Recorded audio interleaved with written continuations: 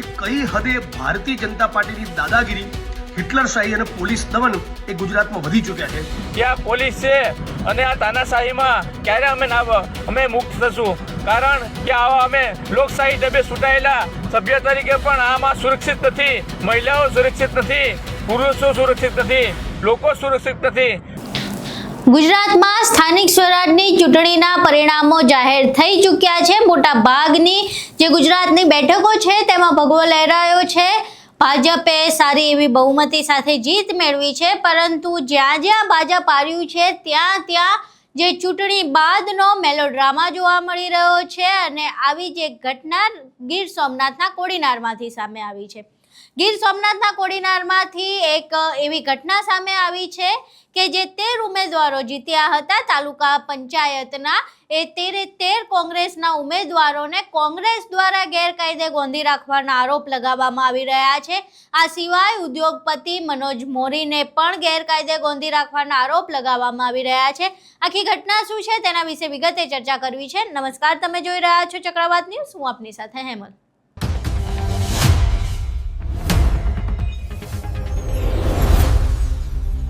ગીર સોમનાથના કોડીનારમાં તાલુકા પંચાયતની જે ચૂંટણી હતી તેમાં કોંગ્રેસે બહુમતી મેળવી છે અને કોંગ્રેસ સત્તા બનાવવા જઈ રહી છે. હવે કોંગ્રેસે બહુમતી મેળવી ત્યારબાદ જે 13 ઉમેદવારો જીત્યા હતા તેઓ દ્વારકા દર્શનાર્થે ગયા હતા. અને તેઓ જ્યારે દર્શનાર્થે ગયા હતા ત્યારે જે હોટલમાં રોકાયા હતા, દ્વારકેશ હોટલમાં, ત્યાંથી પોલીસ દ્વારા જે એસપી છે તેમની દ્વારા તેમની ધરપકડ કરવામાં આવી છે કે અટકાયત કરવામાં આવી છે તેવું કહેવામાં આવી રહ્યું છે.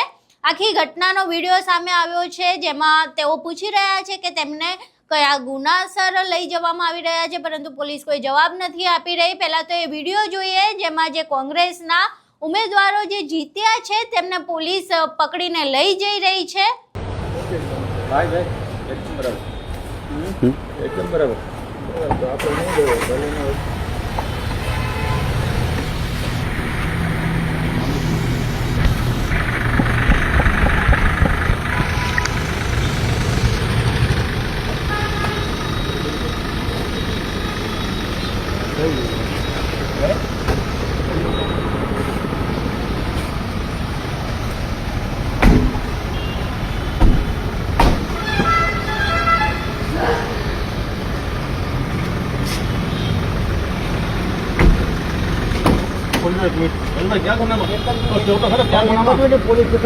क्या गुनामा लई जाओ તમે ક્યાં ગુનામાં લઈ જાઓ છો?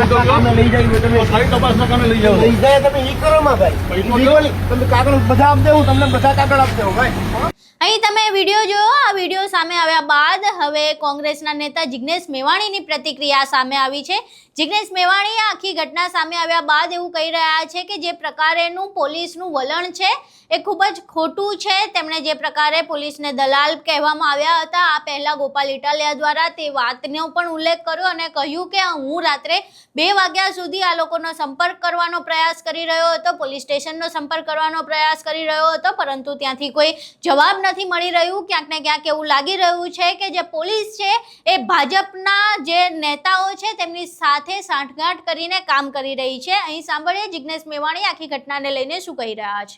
મિત્રો, વિપક્ષના કોઈ માણસો એ પોલીસને દલાલ કે એમના માટે કોઈ આકરા શબ્દોનો પ્રયોગ કરે તો પોલીસને બહુ ચચરે છે. અને ઘણીવાર તો એટલું ચચુરતું હોય છે કે આઈપીએસ ઓફિસરોનું એસોસિએશન કોઈ નેતાની વિરુદ્ધમાં ચૂંટણી પંચને ફરિયાદ કરવા જતું હોય છે. પણ ભયંકર દલાલીનો ગુજરાત પોલીસના એક જિલ્લાના પોલીસ કર્મીઓનો દલાલીનો એવો ભયંકર કિસ્સો તમારી સમક્ષ ઉજાગર કરવા માંગુ છું કે તમે માની નહીં શકો. ગઈકાલે ગીર સોમનાથ જિલ્લાના કોડીનાર તાલુકા પંચાયતના કોંગ્રેસ પક્ષના 13 ઉમેદવારો પોતાની પત્ની, બાળકો, મા બાપ, ઘર પરિવારના લોકો સાથે દ્વારિકા દર્શન કરવા ગયા હતા. ત્યાં એક હોટલમાં રોકાયા હતા.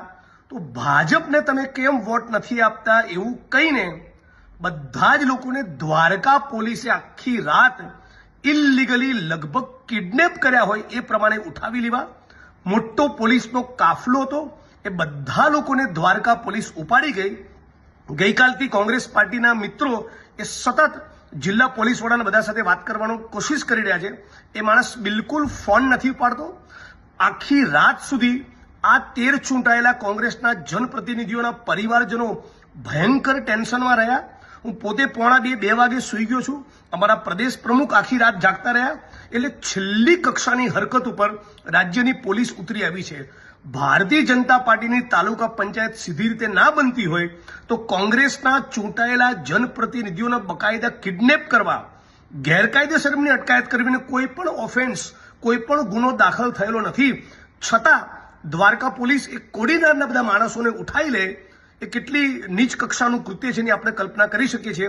આવતીકાલે કદાચ અમે રાજ્યના પોલીસ વડાને મળવા જવાના છીએ, પણ રાજ્યની જનતાએ જાગવાની જરૂર છે કે કઈ હદે ભારતીય જનતા પાર્ટીની દાદાગીરી, હિટલરશાહી અને પોલીસ દમન એ ગુજરાતમાં વધી ચૂક્યા છે. હું માગણી કરું છું કે આ તમામ પોલીસ કર્મીઓની સામે કિડનેપિંગ અને એકબીજાના મેળાપીપણામાં જે કિડનેપિંગનું કૃત્ય કર્યું છે એનો ફોજદારી ગુનો દાખલ થવો જોઈએ.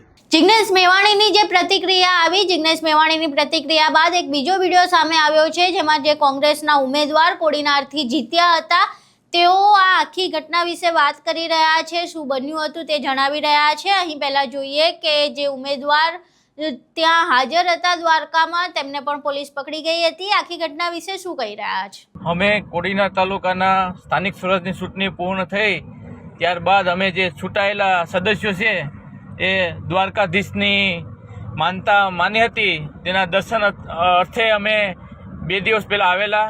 અમે એક દ્વારકાધીશ હોટલમાં રાત્રે રોકાણ કર્યું હતું. ત્યારે અમને કોઈ પણ જાણ કર્યા વગર કે કોઈ પણ ખબર અંતર પૂછ્યા વગર અમારા જે 100થી 150 પોલીસે રાત્રે 9 વાગે અમારી હોટલને ઘેરી અને અમારા ખોટા નિવેદન, અમને ધાક ધમકી આપેલ છે, ખોટી રીતના અમને હેરાન પરેશાન કરેલ છે. અમારી મહિલાઓ છે, અમારી પત્નીઓ છે, એને પણ ખોટી રીતના ધાક ધમકી આપી અને નિવેદન લખાવેલ છે. અને અમે જે છે એ દર્શન કરવા માટે આવ્યા છે. અમે કોઈ લૂંટફાટ કે ચોરી કરવા આવ્યા નથી. અને અમારા જે કોંગ્રેસના જે સભ્યો છે એને ધાક ધમકી દબાવી અને પોલીસ સ્ટેશને લઈ જવામાં આવ્યા હતા ને અમારે પાસે નિવેદન લખાવવામાં આવ્યું હતું. અમે બીજું વસ્તુ કહેવા માગું છું કે અમારા જે મનોજભાઈ મોરી ઉદ્યોગપતિ દાનવીર તરીકે ઓળખાય છે અને એક સજ્જન માણસની સાપ તરીકે એની આખા ગુજરાતમાં તેને ઓળખાણ પેદા થઈ છે, ત્યારે એવા માણસને પણ ખોટી રીતના કાલે રાત્રે 9 વાગે દ્વારકા એસપી દ્વારા અને પોલીસ દ્વારા એનો જે છે એરેસ્ટ કરી અને તેને પણ ખોટા કેસમાં સંડોવવા માટેના પ્રયાસ કરવામાં આવ્યા છે. તો હું એક કહેવા માગું છું, એક ગુજરાત સરપંચ તરીકે, મિત્યાજ ગામના સરપંચ તરીકે અને તાલુકા પંચાયતના સદસ્યના પ્રતિનિધિ તરીકે કે આ પોલીસ છે અને આ તાનાશાહીમાં ક્યારે અમે મુક્ત થશું. કારણ કે આવા અમે લોકશાહી ઢબે ચૂંટાયેલા સભ્ય તરીકે પણ આમાં સુરક્ષિત નથી. મહિલાઓ સુરક્ષિત નથી, પુરુષો સુરક્ષિત નથી, લોકો સુરક્ષિત નથી. તો ત્યારે અમે પોલીસ તંત્રને કહેવા માગું છું કે આવા ખોટા કેસમાં ફસાવવા માટેના તમે જે પડદા પાછળ કામ કરી રહ્યા છે તેનું જે બંધ કરો અને લોકોને સ્વતંત્રતાથી જીવવા દો, એવી મારી લાગણી અને માગણી છે. હવે આ જે કોંગ્રેસના 13 જે ઉમેદવારો જીત્યા છે તેમની જે અટકાયત કરવામાં આવી છે, આ સિવાય એક ઉદ્યોગપતિ છે મનોજ મોરી, તેમની પણ પોલીસે અટકાયત કરી હતી. પૂછપરછ માટે લઈ જવામાં આવી રહ્યા છે તેવું કહીને તેમને લઈ જવામાં આવ્યા હતા. તેમને પણ દ્વારકા એસપી દ્વારા જ લઈ જવામાં આવ્યા હતા. હવે મનોજ મોરીની જે આ ઘટના સામે આવી છે ત્યારબાદ તેમના પત્નીની પ્રતિક્રિયા સામે આવી છે. તેમના પત્નીએ એસપી સામે ખૂબ જ ગંભીર આરોપો લગાવ્યા છે. અહીં સાંભળીએ કે જે મનોજ મોરી ઉદ્યોગપતિ છે તેમના પત્નીનો જે વિડીયો આવ્યો છે તેમાં તેઓ શું કહી રહ્યા છે અને પોલીસ ઉપર શું આરોપ લગાવી રહ્યા છે. હું દક્ષાબેન મનોજભાઈ મોરી, મારા ઘરવાળા કાલે સમૂહ લગ્નમાં આવ્યા હતા ને અહીંયાથી નીકળ્યા તો 9 વાગે એની દ્વારકા એસપીએ ધરપકડ કરેલી છે. તો અમને કોઈ પણ વસ્તુની ખબર નથી કે કાંઈ પણ એનો ગુનો નથી, તો કેવી રીતે ધરપકડ કરી છે એની, શું કામ ધરપકડ કરી છે? અને અમને કોઈ કોન્ટેક જ નથી, એનો નંબર ફોન પણ લાગતો નથી અને એનો કોઈ કોન્ટેક જ નથી. મારા ઘરવાળાને કંઈ પણ થશે તો એ દ્વારકા એસપી અને પોલીસ ટીમનું એના ઉપર જ ગુનો આવશે. અને અમને શંકા છે કે આ બધું દીનુ ઘોઘા સોલંકીએ જ કરાવેલું છે.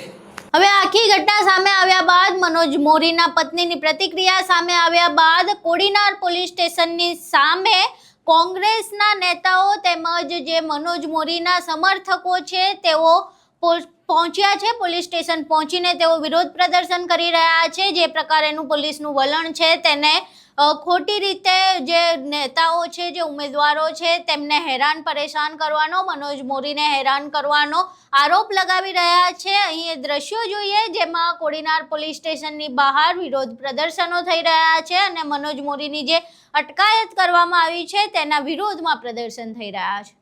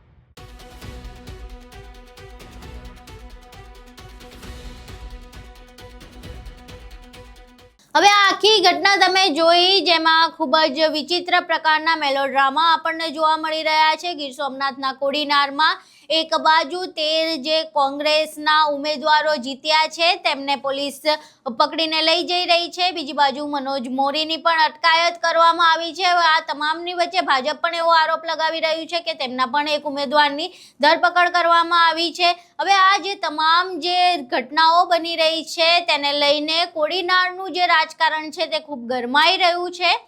કોડીનારમાં હાલ જે પ્રમાણેનું પરિણામ સામે આવ્યું છે તાલુકા પંચાયતનું, એમાં કોંગ્રેસ પોતે સત્તા બનાવવાની હતી, એટલે ક્યાંક ને ક્યાંક રાજકીય વિશ્લેષકોનું એવું પણ માનવું છે કે ભાજપ દ્વારા સામદામ દંડભેદની જે નીતિ અપનાવવામાં આવે છે અથવા તો જે પ્રકારેનું ઓપરેશન લોટસ જે છે ચલાવવામાં આવે છે, ક્યાંક ને ક્યાંક એ ઓપરેશન લોટસ કે ઓપરેશન કમલમનો પણ પાર્ટ હોઈ શકે છે. હવે આ આખી ઘટના સામે આવ્યા બાદ ક્યાંક ને ક્યાંક એવા પ્રશ્ન થઈ રહ્યા છે કે શું ખરેખર આ બધું ભાજપ દ્વારા કરાવવામાં આવી રહ્યું છે અને આ આખી ઘટના બાદ કોંગ્રેસના કેટલા જે ઉમેદવારો જીત્યા છે તેની વિકેટ પડે છે, કેટલા ભાજપમાં જોડાય છે, કે આ તમામ બાબતો હાલ ચર્ચાનો વિષય છે.